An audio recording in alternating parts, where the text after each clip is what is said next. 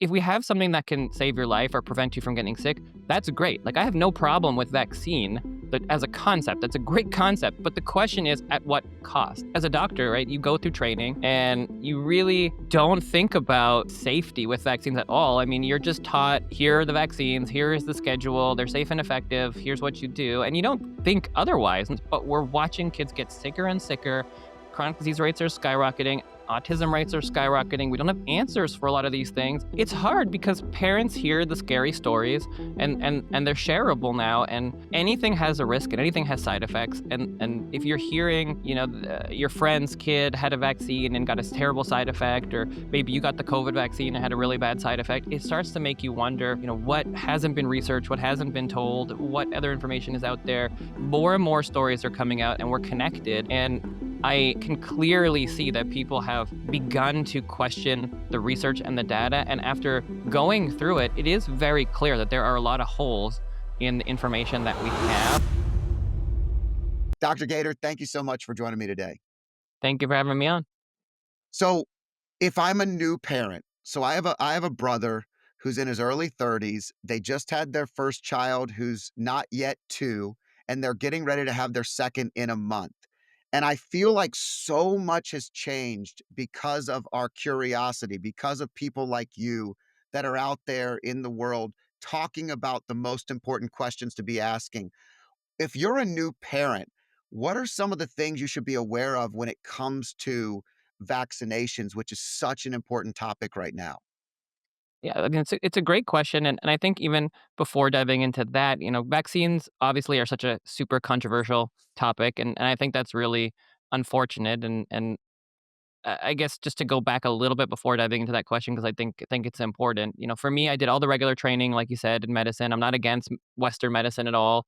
I just think that it's really frustrating these days that we're not talking about prevention, and we can't ask questions about everything, and we can't have discussions and debates. And when it comes to vaccines, I mean, I really didn't speak about it at all online or anywhere else on podcasts, just until recently. I talked about every other topic, but if I went on something, I would say, I don't think we should talk about vaccines. Let's leave that. It's too controversial, which was unfortunate, but it just was a different time. And I got super frustrated during the pandemic. And, I've seen a lot change over the last year or so. And so I do feel like it's really important to start having these conversations. And that's what led me to write my book on vaccines. I'm not against vaccines. I wouldn't say I'm pro-vaccine or anti-vaccine. I'm pro-health. And I feel like it's really, really, really frustrating that we can't ask questions. Parents have more and more questions about vaccines, and it seems like there is a lot, or was a lot, of censorship on it, and you really can't have those conversations. And I think we need to, not because you shouldn't do vaccines, but just because we want them to be as safe as possible. And so that's what kind of led me here and what led me to write that book. So when it comes to vaccinating, the only thing a doctor can technically recommend is the CDC schedule. If you're in America, that's what's recommended, that's what's approved, that's what's been studied, and that's what's been recommended by the powers that be. And I think it's a little arrogant to say anything different than that, to say, like, I know better.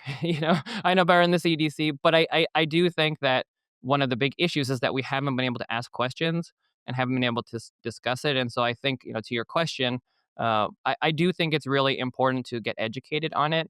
I do think it's really important to read about vaccines. I do think it's really important to look at more than one source. Again, one of the big reasons why I wanted to write the book was because anything that I read and have read over the years seems pretty biased to one side or the other. It's like very pro or very anti, and that's not the reality. It's Right. nuanced, and I wanted something in the middle. So that's why I think, people just need to get educated. Yeah, it's interesting. I like that we can be curious now. I had the pleasure of listening to RFK at an event I went to when he first launched his campaign, preemptively to all the new roles and combining with the new administration, and all that type of stuff was even a process. And he was asking so many great questions about why we were giving vaccinations that were for potentially sexually transmitted diseases to a baby that's, hours old, and some of the things, or 6 weeks old, or whatever the number is. And I remember just thinking, I gave my boys all the vaccinations that were recommended by our pediatrician. We did all of them. I I am a firm believer in, avoiding things that we can avoid if they've been solved. And I had the chicken pox when I was a kid. I think they have a chicken pox vaccine nowadays. And, Mhm. you They know, do. there's some cool things that have really come out. But overall, I think COVID really made me think differently, and it really made me wonder how to be more curious and what questions to ask, if that makes sense. I mean, because I think I listened and I saw that trend, but I didn't know where to start with the questions. Right, I mean, that's exactly the way that I feel like I was. I guess as a doctor, right, you go through training and you really don't think about safety with vaccines at all. I mean, you're just taught, here are the vaccines, here is the schedule, they're safe and effective, here's what you do, and you don't think otherwise, not really, right? There's no reason to think otherwise, you're just kinda taught that, and there isn't really a big discussion on the safety behind vaccines, and when I was in training, I mean, I heard about RFK, and he was, the crazy crackpot anti-vaxxer guy, right? And that's as far as you go, right? And that's what you're told, or that's what you hear, and over the years, I started to hear him speak more and more, and the questions he asked make a lot of sense. And I started to question things as well. Certainly because of my practice and being integrative, parents had more and more questions. So it Right. did lead me to start looking into this a bit more. Still, I wasn't very comfortable talking about it outside the office, but of course, in the office, I was. There were a lot of questions that parents have that I didn't have answers to because they really don't exist, or you never really do the research. And a lot of what I learned about vaccines, I learned doing the research for the book, because there's just, you really do have to dive into it. But I mean, I was on RFK's podcast in 2022, and that was around, I would say, the time when really things were changing in my mind. But even for him, I was like, I don't want to talk about vaccines. We talked about kids' health, but he was fine with that. But he's a really smart guy, and he asks really good questions. And I don't necessarily agree with everything he says, but I don't agree with anything that anybody says, right? So I Right. think that's fine.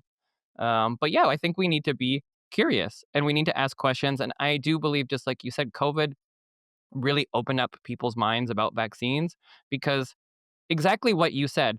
Like, if we have something that can save your life or prevent you from getting sick, that's great. Like, I have no problem with vaccine, that as a concept. That's a great concept. But the question is, at what cost, right? If you're preventing something, what is the risk to you? What are the side effects? What are the long term effects? And how do doing more and different ones and new ones, how does that come into play? And I think, at least for me, and I think really for medicine in general, we lost credibility, a lot of credibility during the pandemic, when we said safe and effective over and over again, for something that doesn't make any sense. Like, that's just propaganda. It's not science. Like, the truth, what should have been said was, based on the research that we have, the benefits seem to outweigh the risks.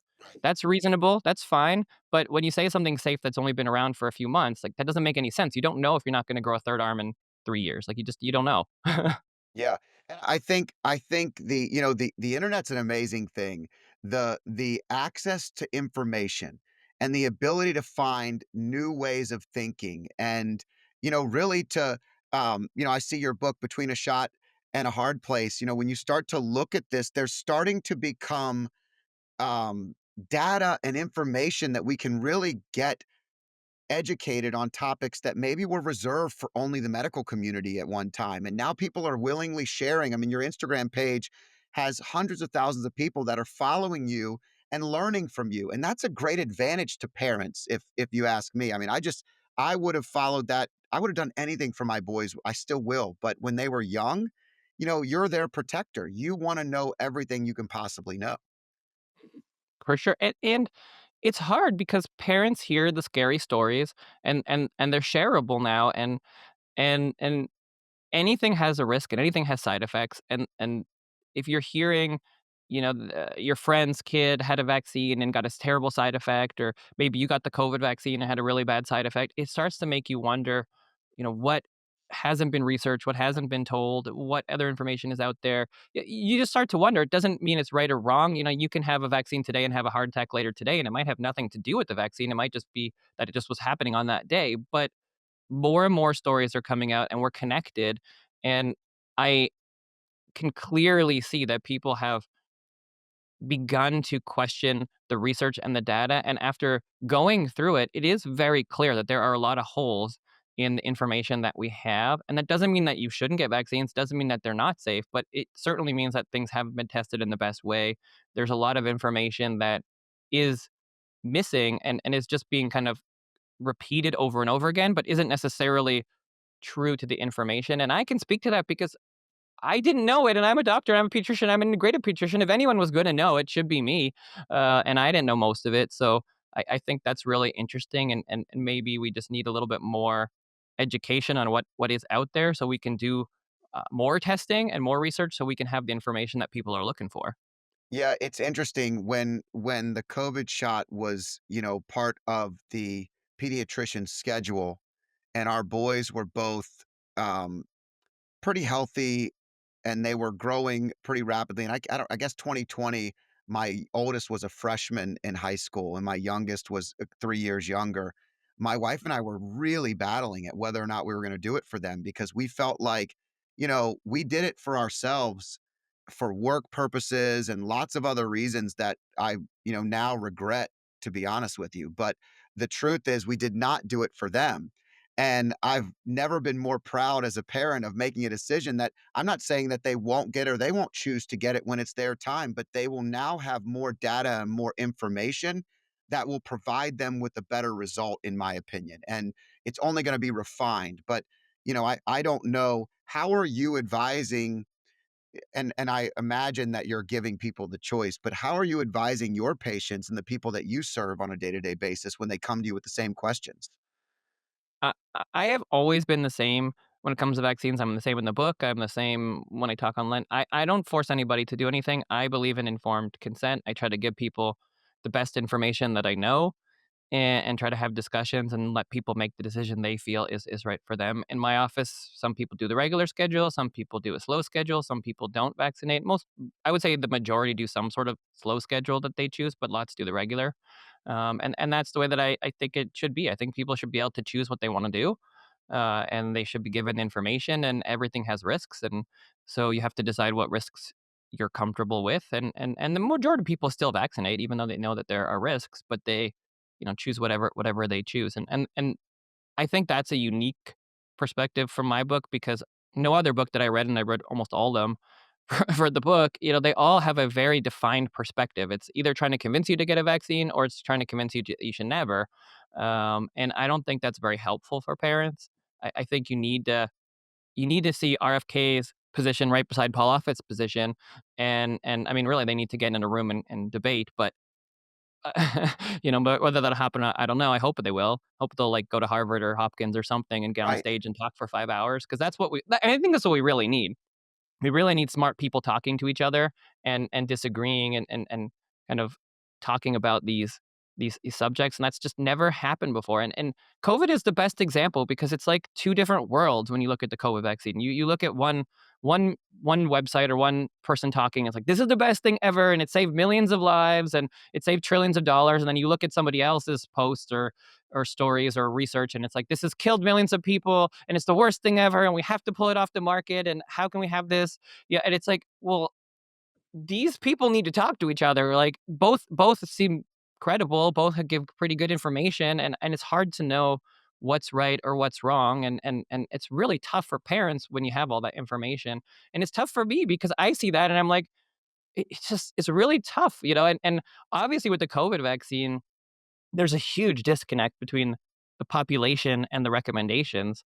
It's still recommended on the schedule here in America, and yet almost nobody's getting it. So there is some sort of disconnect between the people making the schedule and the way that people perceive it. Certainly, I mean, you're talking just a few percent of kids, maybe like 10-20%, I don't know what the number is now, of adults have gotten any boosters. Very few healthcare providers are getting it. So that's a weird recommendation when that few people are getting it. That, it seems like you would think that that should be discussed and maybe reevaluated. I don't know. Yeah, it's funny because when I remember, um, it's just a matter of being curious, and what you're providing is the available information in a way that allows people to make their own decisions, and I think that's the most important thing. I think when there's a lack of transparency, I felt like we had a lack of transparency. We had a pushing. It's sort of like when a parent says to their kid, "Do it because I said so."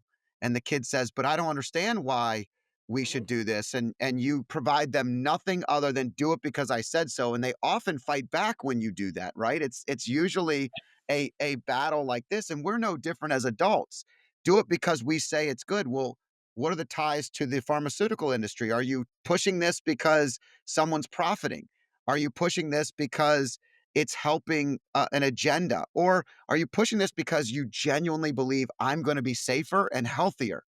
And Right, I think but you Americans, should have evidence for that. right? You should be able to proudly show why you believe that it's better for you and why you believe that it's safer and healthier, and you should be able to stand behind that as opposed to saying, "No, no, no, just do it." And that is a travesty because that is exactly what happened during the pandemic. I mean, especially when you're talking about something like natural immunity. It made 0 sense that natural immunity didn't count. That's never been true of any disease, and, even you listen to Paul Offit talk about it, and he was fighting back, and he was even saying, like, "Look, natural immunity should count. Like, why would we not count it?" And he was basically told, like, "No, no, that's gonna create hesitancy. We need to get everybody to get vaccines." And when you do that, you lose credibility, and that's what happened. People don't trust it anymore because it's like, "Just do it." And we cannot have that. We have to be able to ask questions. And I hope with the book and doing this that I can help to bring this conversation out from the shadows and to have these conversations because we should be able to ask these questions, and the powers that be, if they're recommending something, should be able to clearly state why and should be able to clearly show you the safety data and clearly answer your questions. And if they cannot answer those questions that are reasonable questions, we should be pushing to make sure that we get that data. And whatever that data shows should be okay, because we all want healthy kids, right? Someone Right. who wants vaccines for everybody and someone who wants no vaccines for kids. We all share uh, a weird love of kids, right? Love of our kids and like love of health, and that's what we're aiming for at the end of the day is healthy kids. And no doctor wants to give a child a product that harms them, right? I guarantee you if you were to do a really, really, really good study that was done millions of kids and you were like, "Look, this vaccine causes a 10 times increased risk of asthma." You know? No doctor's gonna be like, "That's okay." They'd be like, "All right, well, why is this happening? Is there an ingredient we could change? Can we change the schedule? Can we do something about that?" Like, right now, it's just don't talk about it, don't ask questions, but we're watching kids get sicker and sicker. Chronic disease rates are skyrocketing, autism rates are skyrocketing. We don't have answers for a lot of these things, and parents are asking reasonable questions about how or if vaccines are related to those things. That's not an unreasonable question to ask, and the more research and data that you get, if it continually doesn't show these things, then that's gonna be the information that gives parents comfort that they're doing it and it's not creating it. But if you're just saying, "No, no, no, it has nothing to do with it," even though you don't have data to back that up, then parents are like, "Well, then I'm not gonna do nothing. I'm not doing anything. I don't trust you." I feel like there is a trend of a lack of curiosity and a lack of challenging science. What I've always understood about science is, it's where it is right now, but there should be constant challenge and curiosity to develop any level of an idea further. If we know that we saved kids from having polio and it was an immense major change that helped millions and millions of kids across the country, why are we not evaluating every single thing with an impact filter to some extent? Evidence and impact filter. And then the other question I kind of have, and I have my own theory on it, but do you feel like doctors need to become curious again? Do we need to be challenging so that we get to the best um common ground and help people from fumbling? Because I feel like new parents and even parents in general are scared. They're unaware of where to take their information, to your point. And so too much information is as bad as too little information. And so there's this maybe there's this if we knew our doctors were being curious again, it would make us feel so much more content and have a healthier relationship with that leader in our lives. I believe that is very true. Just statistically speaking, the trust in medicine is gone. Before the pandemic, a lot of major studies showed it at 70+%, and now it's 40% or below.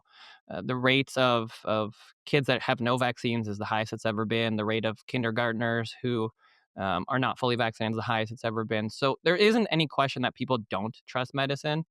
I hear it all the time that parents feel like the medical community is stuck in its way, and they're safe and effective, and that's it. And we're not looking at it, and there's no need to. And I think that's a big issue. I don't think anybody expects that they're going to be perfectly safe or there are never going to be issues. But I do think they want to have a better understanding of what the risks are, and they want to know that in 10 years from now that vaccines are going to be safer than they are today, and that people are asking these questions and doing the research and looking into these things as opposed to just assuming that there's never a problem. And I feel like right now there are many, many doctors that are not curious about this topic. They feel like it's settled, and that is from our training. I think it's from our training. I mean, we just don't realize how ingrained pharmaceutical is. I made the joke in the book, like, there's no why not to trust pharma 101 in med school, right? Like, you don't get trained that, but you just don't realize until you step back they fund the school. They have funded it for a long time. They fund the journals. They fund the news. They fund everything. So they are actually shaping what we learn. And that's not all bad, but it's certainly a certain perspective. And unless you get outside of that perspective, you just believe that vaccines are the best thing ever. And they've done a lot of great things. So they're not, all evil, obviously. But we do need to question things because there's such a rapid change with vaccines. There's so many new ones, there's so many more, and we just I don't think have a really good understanding of the long term impacts on these things. We're just really not studying that. I mean, there's no good mechanism to study long term impacts. I think what's interesting is, I like to look at generations, and I look at my parents' generation, and they came from a generation that was widely impacted by major movement in health and vaccines and medical and medicine. They saw elongated longevity. They saw their parents living longer than any generation before. And it's almost like the baby boomers just did what they were told. If they were told to do this, the doctor said I needed to take this one pill, and so I do it. And they get cancer, and they just, well, the doctor said if I eat this and I do these things, then, and I'm like, well, have you looked at these things? And have you checked this? And what about nutrition and diet changes? And now the next generation, I feel like, is very curious. And the Gen X is kind of in between where, and I fall into that realm where I'm at the bottom of Gen X, but the not quite the beginning of millennial. But I think Mhm. there's a curious generation now that's like, hey, it was the first generation to say, why is it that autism rates are skyrocketing and we have no data to support what could be causing that? I don't know the statistic in California, but I mean, it's unbelievable compared Yeah. to the rest of the country right now. Yeah, What is that?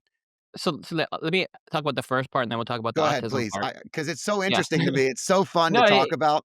yeah, yeah, yeah, let's do both of them, but I think, one of the keys there is when we're talking about health, y a really reasonable point that people make, and I think it's important, is, like, we are living a lot longer than we did 100 years ago, so it's not like all of medicine is bad, and Right. like you said, the generations before us were happy to get medications because they were living till they were 40, and infectious diseases were killing them, but before vaccines came out, for the most part, we had a lot better sanitation, we had medications, we had better healthcare, everything improved, and so the rates of death and diseases plummeted well before vaccines came out. Vaccines still had a serious impact on a lot of these infections. They dropped the cases much lower, but the deaths were already almost gone before before vaccines came out. So both things were very helpful. Sanitation and health were important, but disease rates plummeted. Vaccines helped, that last piece to really drop it down to some of these diseases to almost zero. So both those things happened, but we saw the life expectancy increase, in the 70s and to the 70, 70, 80-year old. But then now we're seeing it go back down. We're seeing chronic disease rates go up. And there needs to be a little bit of humility in medicine to say, like, look, okay, what have we done in the last 20 years or so that has started to see these improvements decrease? Like, we have so many great things and we live so much longer. So that's good. But we didn't have this chronic disease. Now we do. We didn't have the life expectancy going down. Now we do. Why? What are we doing differently? Where do we need to come back into balance? Maybe we're doing something too much. Maybe we're doing too much of certain things. Like where is that imbalance? And so that is something we need to ask. We need to be curious about. So I think that's like kind of one important piece. Then we can talk about autism because yes, that's a crazy stat. I mean, it's 1 in 36. So it was like 1 in 25,000 100 years ago or so. It was then 1 in 250 in 2000, and now it's 1 in 36, 1 in 22 in California. So those numbers are staggering. Like that increase is unbelievable. Absolutely, a portion of that is that we're better at diagnosing it or more aware of it. Right. That's true, but people want to call that rate of rise because of those things. That's BS. I say it's BS. Like there's just no way. It's just around a lot more. Like I don't really remember autism when I was a kid. Most people don't. I mean, there certainly were people that had similar symptoms, but nothing like there was today. So it is happening more. There's no question in my mind. And the real question is why? Now, there certainly are some genetic links, but there's no way our genetics change that much in 20 years. So it's environment, it's what we're doing, it's our lifestyle, it's a bunch of things probably. And we need to figure out why. We need to know what about our environment is affecting certain genetics, and it's probably many things. And we need to figure this out now before it continues to increase. We need to slow it down. There are kids with autism that are um, extraordinarily brilliant, like savants. So it's not that it's always bad Right. or a problem, but there are many, many kids and many, many families that are struggling extraordinarily because their kids are nonverbal, they're stimming, they're harming themselves, and so there's kind of two populations I think with autism: the ones that want a lot of support and ones that don't. And for the ones that want all that support, we really need to be doing what we can. Are they finding any correlation between the age of the parents? I mean, Mhm. it Mhm. seems like as a father of 15 and 18-year-old sons, my wife and I started in our 20s. We got married early. We started almost so many of our friends today are starting now. So at 45 years old, 46 now, sorry, I forgot. That extra year, they start to not count as much as you get older, but 40 in our mid 40s, we have so many friends that we know that have just started their families, 3 and 5-year olds, and it's beautiful. There's nothing um, negative about it, but I always wonder if that's been a steady trend in our culture here in the States especially, and I wonder if there's any correlation or if you've seen any medical connectivity. Oh yeah, that's one of the biggest risk factors. So age of parents, of the things that we do know that has a risk, age of parents is especially male.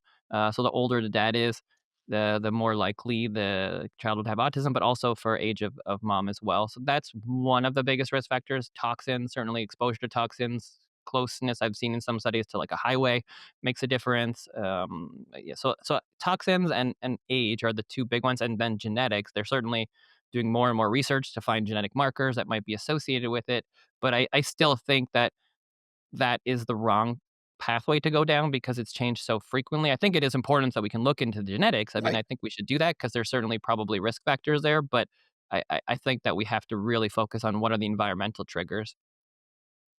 Yeah, it's interesting. What part do you think another hot topic that people talk about all the time is parasites today? This is a topic that I feel like is getting a lot more conversation time. My Instagram feed is filled with it. I don't know if it's telling me something I need to know Mhm. about myself or what, but is there how do you handle that in your practice? And is that something that you're seeing more and more parents become interested in? I think more people are interested in it just because the research seems to show that more and more people are getting infected with parasites. Just the food that we're eating these days, sometimes it's more mass produced, it's not as clean, and so that's just a increased risk, or maybe there was always a risk and we just didn't know it. And we have better testing now, so I think people are more interested in. It's hard to know. I mean, the thing you could do obviously is do stool testing, so we'll do it. If kids are having gut issues and people are worried about it, it doesn't often find parasites. I think that's still fairly rare in kids. I mean, I don't know if we have it and then our bodies are just able to clear it, or the testing just doesn't show it. But yeah, we find it every now and again in kids. I think it's a reasonable thing to have on your list of of possibilities when your kid's having serious issues. If your kid's healthy, you don't necessarily want to throw them through a bunch of batteries of tests and blood work, but doing stool testing is pretty easy. So you can certainly do that. And if they're having gut issues or having health concerns, I think a stool test is a reasonable thing. It's quite simple and not super expensive as a way to kind of get a glimpse in there. Because if there is a parasite, if there is an infection, that's a good thing to know. You can treat it fairly easily most of the time. What are some of the things that you're doing differently in your practice today than others doing the same thing you're doing? So you have an integrative mentality on top of the medical background. Can you give the listeners an idea from an education standpoint on what are some of the differences and the things that really help you stand out in your practice? I would say the biggest thing that for me is just being open to all the different modalities out there. And I said before, I'm not against Western medicine. We'll Right. do medications if we need it. I just have tried to learn over the years as much as I can about integrated medicine and supplements and herbs and other modalities. I don't necessarily like do acupuncture myself, but I, if there's an issue where they can work with a chiropractor or an acupuncturist or cranial psychotherapist, then I'm certainly open to referring people to those as well as the neurologist or the cardiologist. So I think it's just being open to working with other practitioners and then also having other tools in the tool belt for things that are more minor, where there might not necessarily be a medication or a need for a medication, but you have some ear pain, maybe there's a supplement you could take. There maybe you have a cough, you could do some elderberry syrup or some vitamin C or vitamin D. Like not like crazy woo woo out there stuff. You can get pretty woo woo with herbs and supplements, but there are plenty that have tons of research and evidence that can be supportive. And if you offer those to parents, then a lot of times they can do that instead of a medicine, and they have fewer side effects. And why would we not want to give something that has fewer side effects? But you also just need to be. I think the medical part is also important because you don't want to give somebody elderberry syrup who needs an antibiotic. Right. Like sometimes an antibiotic could save your life. So I think it helps to have both because there are absolutely times where medicine is warranted. But the reality is that so few times. Like really, the amount of times you need to use a medicine is quite small. And most of the time, if you give kids a chance to heal, they just do it on their own. Yeah, I'm also a firm believer in preventative maintenance to the body. So, I'm a sauna guy, I'm a cold plunge guy. I do the IV, an update. If I start to feel under the weather, I'll go get a preventative IV or an immune booster. And I've been doing those things for a number of years, which tend to help a lot. Are we seeing more preventative or openness to that as well? Are you seeing that? Is it melting a little bit? It is. So I have obviously a self-selected population, so I think those individuals that choose to come to my office are health conscious to some degree. That's why they're even Googling like integrative pediatrician or talking to someone about it. But parents are hearing it. I mean, I think we're seeing an awareness and awakening about health. This is something I've been talking about for a long time, but people just didn't either care or just weren't aware about how bad it was getting. And I think it got to the point that it was so bad that somebody like RFK was able to break through. And you can like him or not like him. It doesn't really matter your opinion on him. But for sure, what is a good thing about him is he's bringing this conversation out and he's talking about health and wellness and prevention. And we absolutely need to do that because the chronic disease rates are skyrocketing and parents see it. You can look around, you see your kids being unhealthy, you see them needing medication, you see their friends on medication. It's too big of a problem to hide anymore.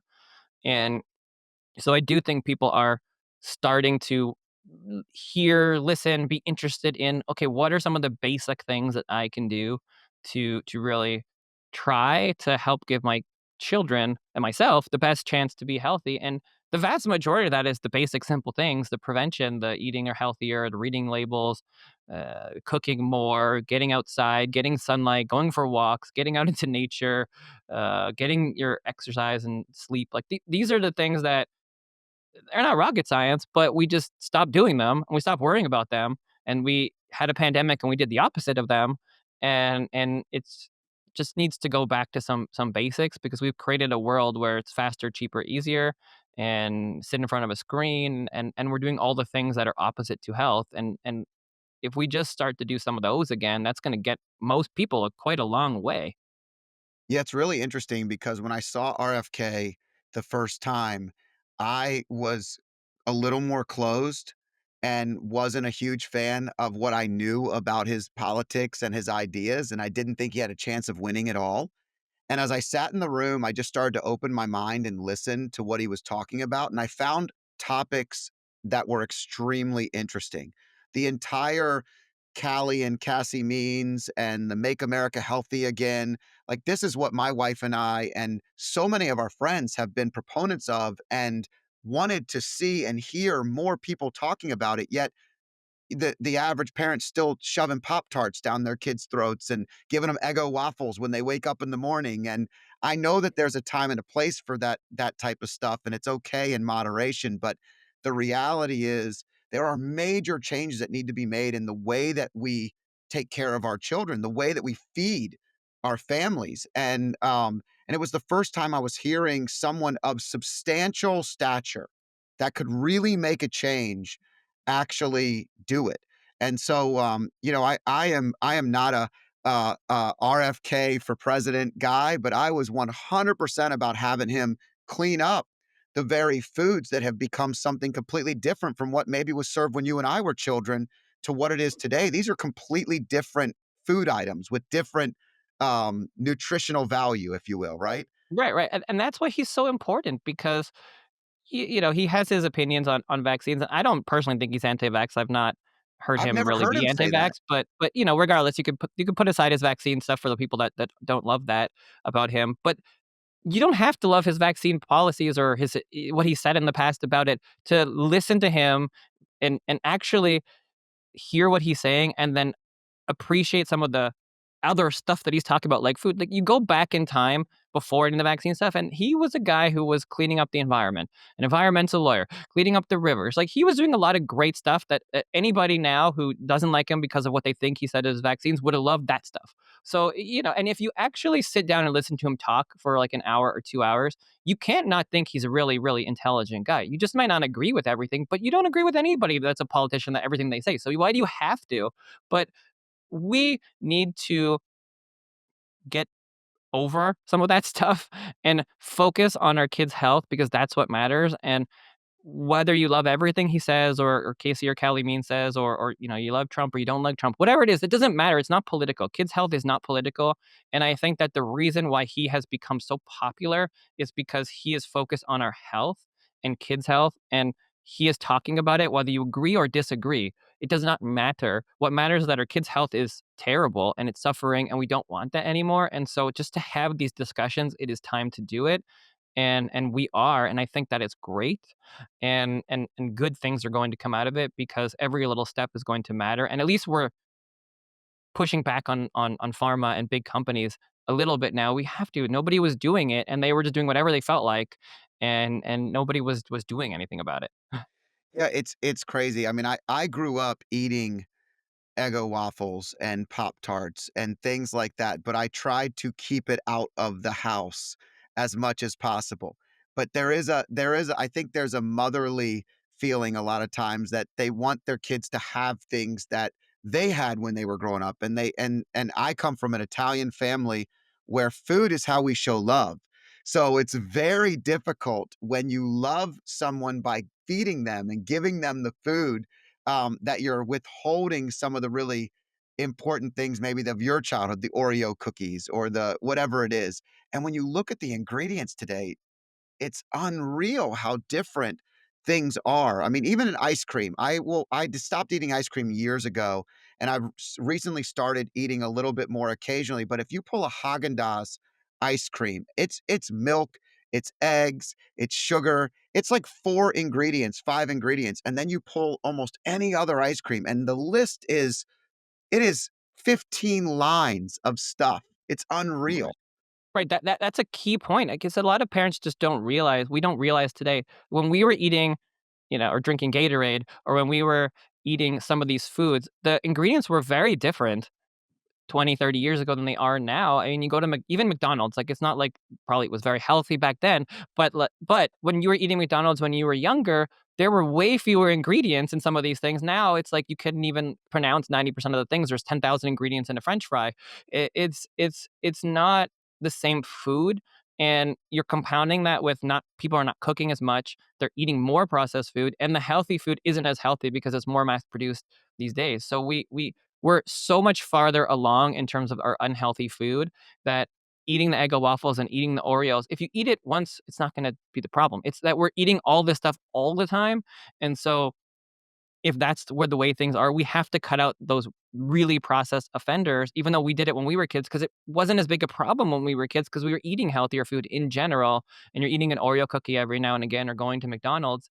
That probably was not the end of the world for us then because we were generally healthier. I think kids are generally much less healthy now, so those things are just too much for them, and that is why it's important that we focus on these things so that way we could, we can try to improve the ingredients in those products, and we can try to improve the ingredients in general, and then we can get back to a place where the ingredients overall are a little better, and then hopefully we see the decrease in chronic disease.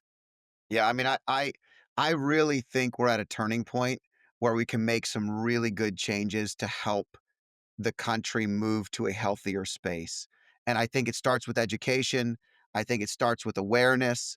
And then it comes down to self awareness. I mean, we do have to look in the mirror at some point in time and take personal responsibility for our own health and our family's health. And we can't just keep acting like we don't know it's bad for them.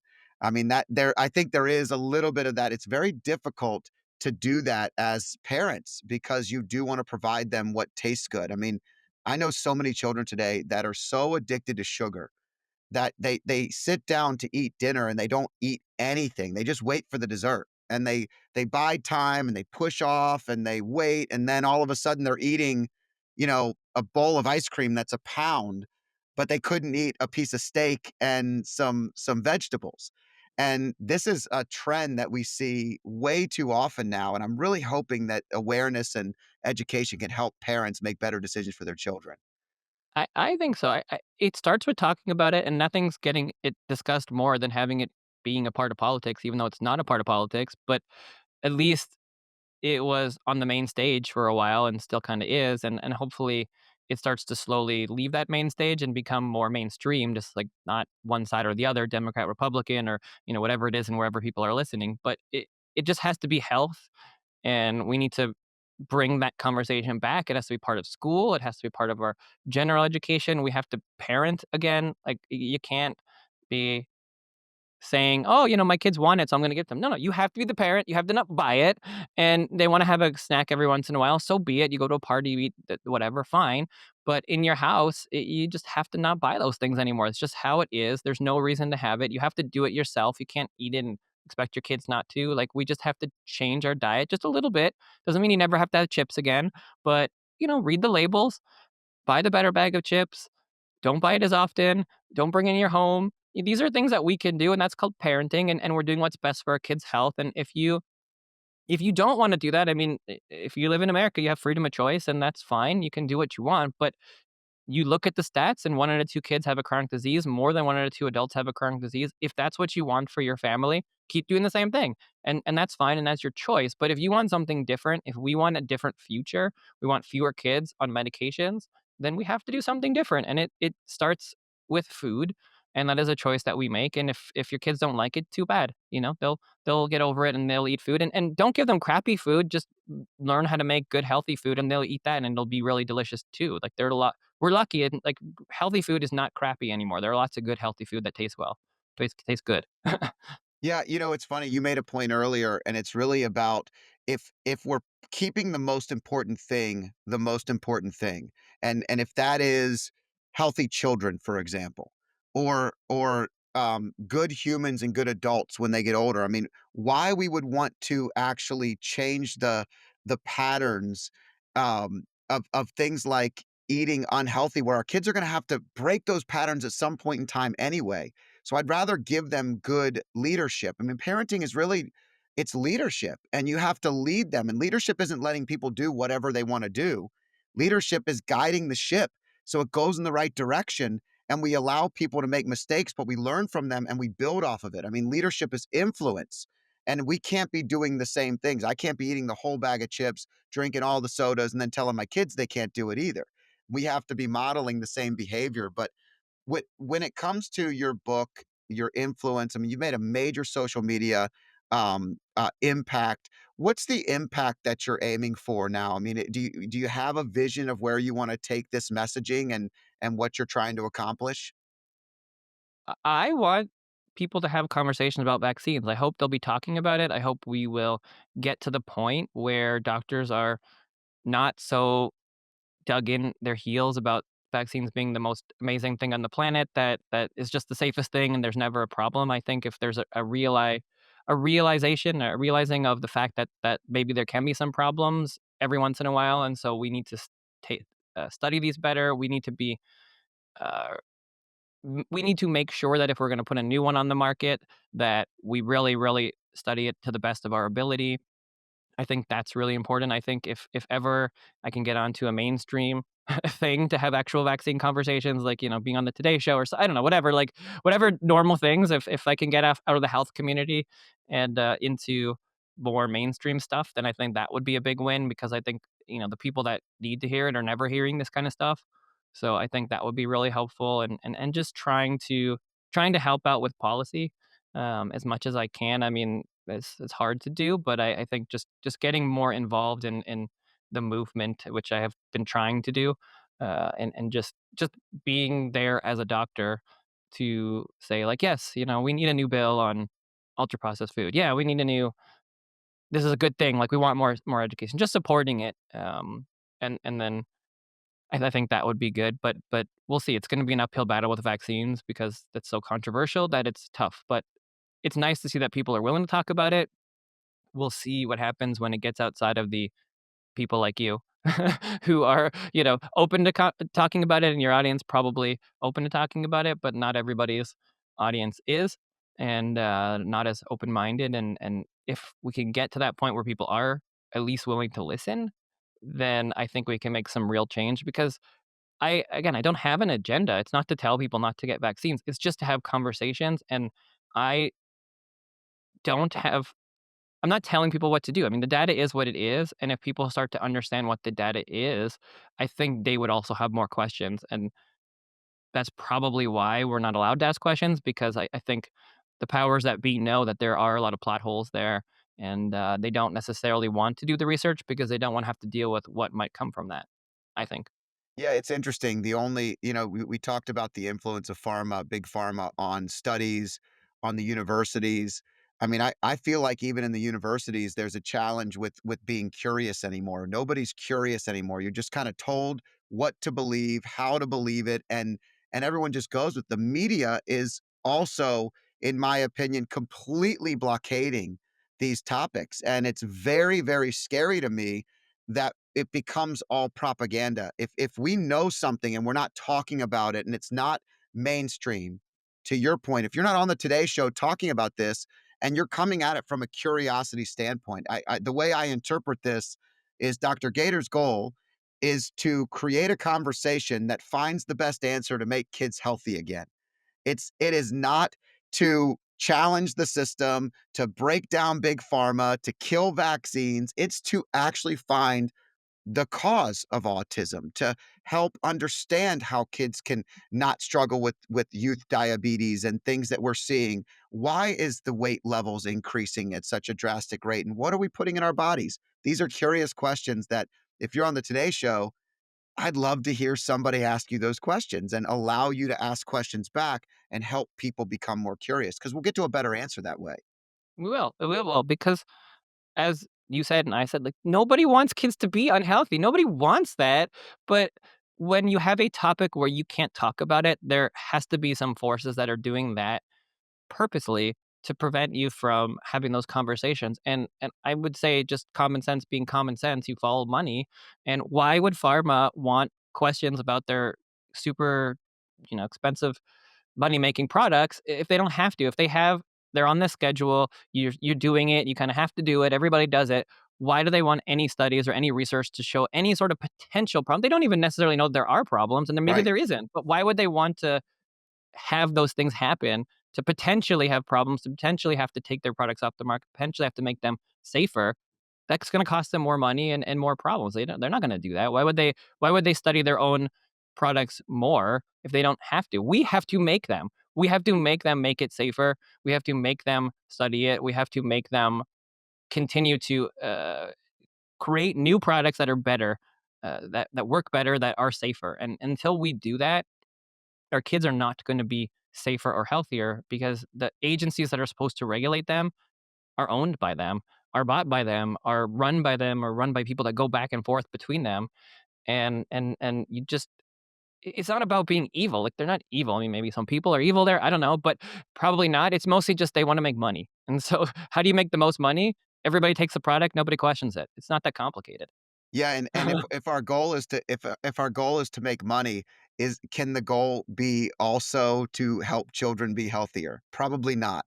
You know, it's got they can be if the money is going into the right direction, then we could really make a difference. And that's not an awful goal. Who should people be following, reading, learning from? If I'm a new parent, and I referenced this in the beginning of our conversation, my little brother who's having my nieces and we're excited as they come into the world. What are the who are the people or the messaging that they could be following to learn more and to become more educated? Anybody that you recommend? Anything? I know your book is launching, so it's between a shot and a hard place, and that launches very soon or just launched, right? Yeah, it's available for pre-order, so you can Okay. go to theshopbook.com or Amazon or anywhere for pre-order. It comes out in May. So pretty soon, depending on, I don't know when you'll be listening to this in the future, but maybe it's out if you're listening to it in a couple months. But yeah, it should be available. I mean, there are a lot of people. I would say the key is don't go for one perspective. You got to listen to multiple things. I mean, every topic is different. If you're talking about vaccines, if you want the mainstream opinion, I think Paul Offit's stuff is real good for mainstream CDC. But that's just one side. I think there are other sides you can listen. You can get like Paul Thomas's book, Vaccine Friendly Plans, the most popular. There's Turtles All the Way Down, Dissolving Illusions. There are a few good books on vaccines that kind of show both sides. So I think that's important. And then there are a lot of influencers within, I would say, the Maha kind of world where they are certainly pushing the envelope and trying to do really good things. So Casey and Callie Means are great people for that. Vani Hari is really good in terms of just foods and ingredients. RFK, of course, he's going to be leading the charge in terms of a lot of this stuff. So if you want to stay up to date on those things, he has a lot of information out there. He's written several books, interesting books for sure, especially the Anthony Fauci book. That one is a long book, but interesting. Yeah. So there, individuals like that. I mean, there are a lot of great influencers out there in terms of health and wellness. But again, key, you want medical, like hardcore medicine people, that you want the mainstream opinion, and then I think you want some other opinion so you can kind of see both sides and figure out what makes sense. Because you just don't also want to listen to just some influencers don't have credentials. Right. Not just because they're not always right, or and they don't necessarily know the information. And scientists often are not really good at conveying information, but the information they do know is quite good. So you do want to have the CDC perspective. I think you want to know what they say. It doesn't mean you should just follow it blindly, but I think you do need to know that information too.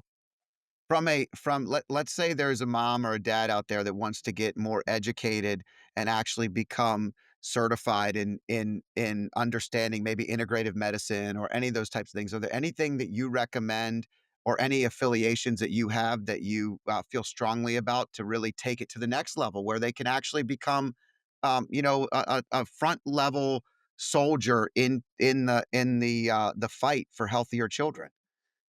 There are a lot of great training programs in functional medicine, and so I think that's a really good entry point for somebody who isn't necessarily a doctor, but I mean, a doctor's great if they want to go learn it, but they just don't tend to. But you don't need to be a health professional to do functional medicine training. You can get like nutrition training, you can learn about root cause, you can become a health coach. So there are a lot of pathways to learning about some of this stuff that are available now, which is great. And there are a lot of functional practitioners out there. There are great programs, long courses, and especially if you're interested in nutrition, then you can do like long courses in functional nutrition, and there's a lot of need for that. Well, Dr. Gator, they can find you on Instagram. They can order your book now, pre-order the book, help make the message go viral. And anything else you want to say to our listeners as we wrap up? I just wanted to, I mean, thank you for having this conversation. And it's nice to see that people are starting to be willing to do it, but not everybody is, so I appreciate that, and I hope that, if the parents are listening, then it's not crazy to have questions about vaccines or anything in medicine. We're made or have been made to feel like we're alone or the crazy ones, and it's crazy not to have questions about something that you're injecting into your kids, especially multiple times. It doesn't mean that you shouldn't or they're bad, but if you have a healthy, beautiful baby, you should be asking questions about the thing that you're gonna have to do to them 30 times or more, and wondering about all sorts of things and how safe they are and how to make them safer and what are my risks and what do I need to know. That is a good thing. We should all be asking those questions, and if we all are asking those questions, we will have safer, better products. So, I think that you should not feel like the crazy crackpot anti-vaxxer, because it's like you're the parent who actually is super pro science and you're like wanting more information and you're wanting more research, and you're not even against the thing. We just have questions. So I think that's fine, and we need to normalize that, and we need to normalize having questions about vaccines because they're not God or some sort of like omnipotent being, and they're not perfect, and they're not the worst thing in the world ever. Like, they're a product, they're a medical product, they are a tool, and we want that tool to do the best good for our kids. Sure, I'm glad you're asking the questions, and I'm glad you're out here, and I'm thankful that you were on the show today. So thank you so much for joining us. Thank you. I hope you enjoyed this podcast. If you liked it, there's more where this one came from. Click here and enjoy some more.